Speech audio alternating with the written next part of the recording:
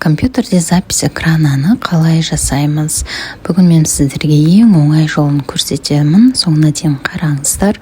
Жай Googleға Bandicam деп жазамыз. Bandicam ішіне кіреміз. Bandicamда платный версиясы бар и тегін версиясы бар. Тегін версиясы тек 10 минут қана түсіреді, бірақ 10 минутта күніге сіз түсіре аласыз.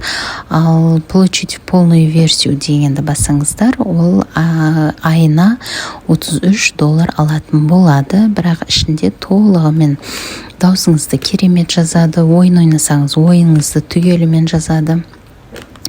Және де сіздің өзіңіздің түріңізді де түсіреді, экранды да түсіреді, яғни оның өте көп нелері бар. Еще эффект мышкаларыңызды да көрсетсеңіздер болады, эффект хромакеяны да қолдансаңыздар болады.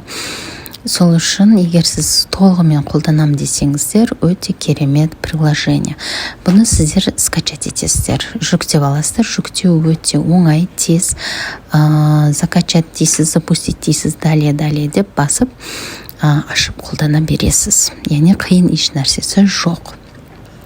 Бесплатная версиясына кірсеңіз, күнделікті 10 минут, 5 минут түсіргенге жетеді. Даусыңызды жазады.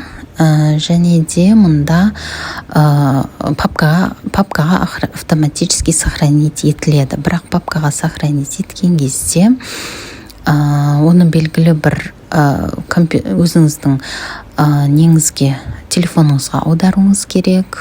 Басқа да бір заттары бар жасайтын. Оны мен төменде описанияда барлығын толығымен түсіндіріп кеттім. Алып қолдана беріңіздер.